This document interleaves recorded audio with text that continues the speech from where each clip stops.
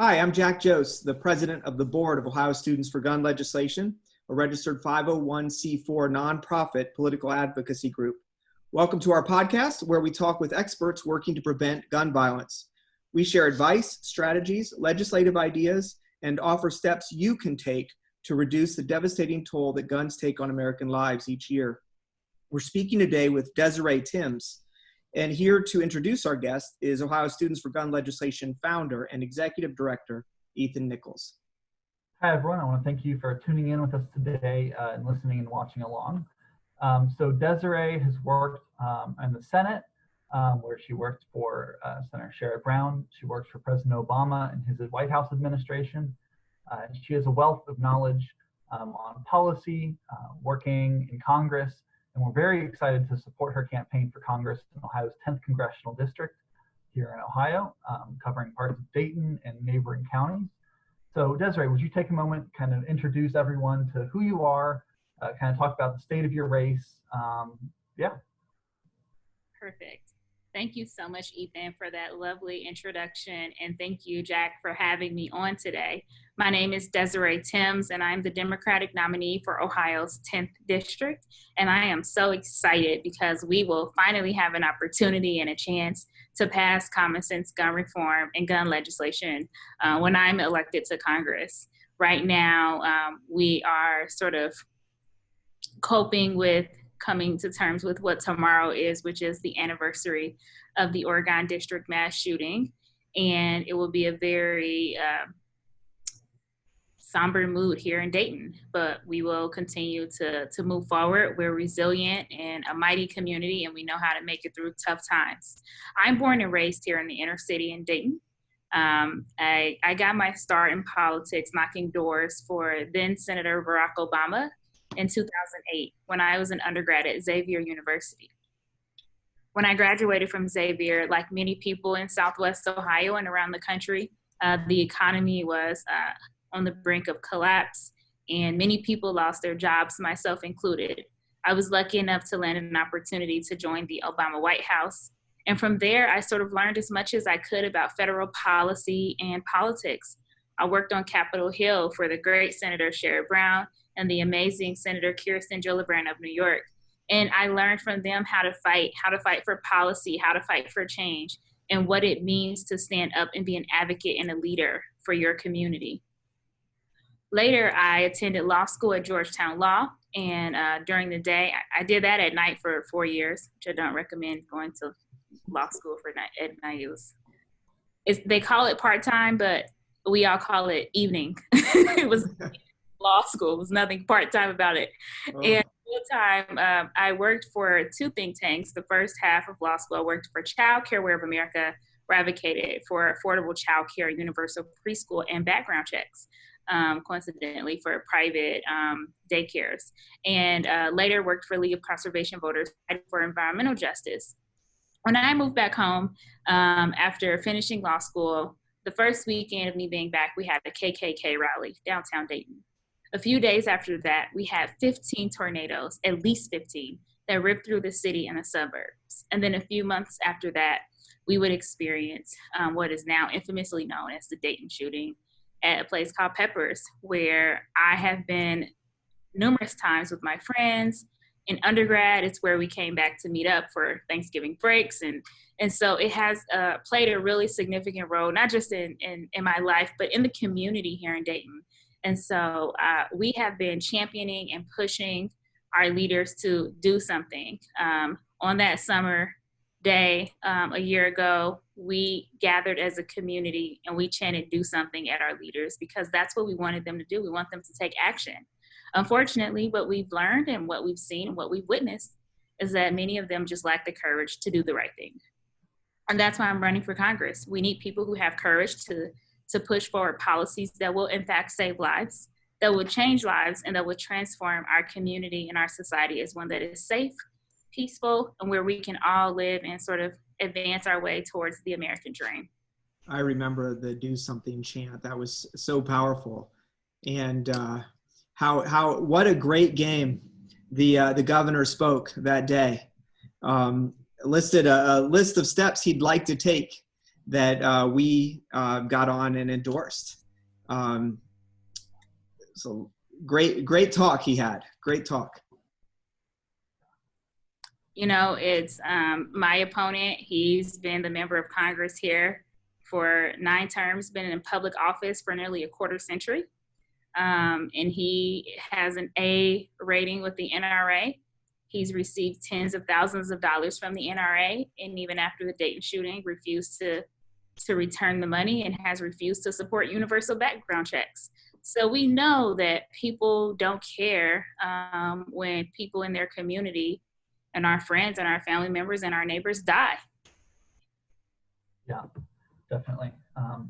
So one question we sort of always ask all of our guests, I want to direct to you now, is if you could snap your fingers and choose one piece of legislation, one policy item that at a federal level went into effect, what would that be? Whether it be background checks, an assault weapons ban, whatever it would be, what would your piece of legislation be? It would be universal background checks. I think that there's a reason why we call it common sense gun reform. 90% of Americans agree with it. Gun owners agree with it. And it doesn't make sense that something so simple as we're going to make sure you don't have a violent history before we allow you to have this weapon. You know, it doesn't make sense as to why we don't have it right now. I thought certainly after Sandy Hook that we would have already been there. And clearly we're not. So that's something that most of Americans agree with. And I think it's something that is a really good first step, and it's an important step to take. Yeah, that's, we were just talking with Fred Guttenberg on here last week, and he talked about universal background checks and the importance of that. And then as I was doing some research, I learned about something called the Charleston loophole. And this idea that we can't possibly make a gun owner wait to a 4th day. So instead, and even in right now in March, we had more gun sales as a nation than we've ever had, more requests for background checks. There's a huge backlog. And every town for gun safety estimates that maybe as many as 1,100 guns got in the hands of people who would have otherwise failed the background check, but we were unwilling to make them wait to, you know, day 4 or day 5. That is not a question. That was a rant. I apologize. Hey, I was checked out your interview on the Joy Reid Show, and I was just at your website getting a civics lesson from a young man who goes by the name of Yellow Payne. Yeah. And you're listed as the co-producer of that video. Tell me how that came about. So on the stump, what I found and what I learned and what I've heard was a lot of people just frankly are unfamiliar with the important role of the legislative branch, the important role of the judicial branch. People are very familiar with the governors and the mayors and the presidents, but they are not familiar with everyone else. We have these, you know, this thing called the Constitution that talks about co-equal branches that people are just not familiar with. And may it be because the person who represents them or the people who represent them aren't present, or because the civics lessons aren't being taught in schools the way they once were, or we are just so like evolved and just like we're in a go society that people aren't paying attention, but these people really impact our lives. And when I mentioned that I was running for Congress, I found myself going into more detail about what that means and what the role is. And I thought we have to figure out a better way to explain this. And how cool would it be to have a school of rock that was hip hop, where we could just play it and share it and people will know about it and people will vote. And I can't rap, but my cousin can. And so I called him up to see if he'd be willing to do this for the campaign. And we put the song together, and it is really blossomed into something that is out of my hands. But it has really propelled his career, and I'm so proud of him. And I thought that he would be the best messenger. He always talks about social issues and family issues. And so I thought voting would fit very neatly in his sort of his category. And so we made the song, and I think last I checked, 60 million views. It's on various YouTube channels. TikTok, Facebook. I mean, so many people have co-opted it, and so we lost track of the views. It has taken on a life of itself, but we're hearing from people who understand voting, who understand, oh, I didn't know this. I didn't know I was supposed to show up more than every 4 years. I didn't know what happened in 2010. I was wondering what happened, after we showed up in 2008. And I said, well, there's this guy named Mitch McConnell. And he said he was going to make it his mission to stop any progress from the Obama administration. And so we have to educate people, and we have to give them grace, because many just didn't know, they weren't aware. And it's not like we make it easy for people to vote. It's not like we have a holiday. It's not like there aren't efforts to suppress the votes. And so we have to extend people grace, but we want to make sure that they're educated and informed about why it's so important to show up every election and vote all the way down that ticket. Well, yeah, it starts out just as a pro-voting message, and then suddenly there's this full-blown civics lesson about who really is responsible for crafting the law. And I can see why it caught on. It was really powerful, and he breaks it down, and they're like, here it is. This is the structure, and this is why these things matter. I can't say it any better than you did. 60 million views is fantastic. We had a video that got 60 views this week, and we were beside ourselves. I don't know. He's the creative behind the video, and he's just such a creative. And I had the vision, and he breathed life into it in ways I could not have dreamed of. Very clear. Very clear. He did a great job. I want to ask, I just finished reading Stacey Abrams' book, Our Time Is Now, where she talks about not only her story, but voter suppression, her experience running for office in Georgia as the Black woman.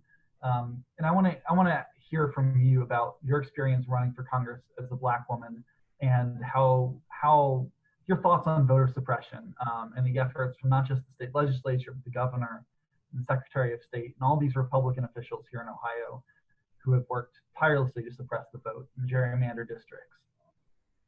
Yeah, so I've been Black 32 years. I certainly didn't jump in the race because I'm a Black woman. I jumped in to bring change. But I do have real experiences and conversations with people in my family and in my community where I have heard horror stories. I remember in 2010, there were billboards up and down I-75 between Dayton and Cincinnati, and in some of the Black communities that talked about voting under the wrong address or whatever is a felony, you will go to jail and go to prison. And, it's just like all these intimidation tactics and ads placed strategically in Black communities and places where working class people are like, okay, look, I don't want to make a mistake and I'm not going to jail for that. I'll let them have it. And they don't vote. And so we have to make sure that people are fighting for what I heard in the past was my vote doesn't count. I'm not showing up because politics really doesn't impact me. It doesn't affect my life. And now we're all wearing masks. And now no one can go to a baseball game with their cousin or their uncle or their girlfriend and have a beer because of politics, because the guy in charge didn't listen to the science and wanted to make, more points politically, and now people have died. Americans have died. We're still trying to figure out when he's gonna, take some real leadership. When I am traveling around the district and talking to people, of course, some people, can a Black woman win a majority white district? And sometimes I hear from white people, and I'm like, there are some racist white people, but you'd be surprised. Most of them actually support me. As my friend, Dr. Karen Webb says, white people like me too. So we have to make sure that we're talking about issues that really impact everyone's lives.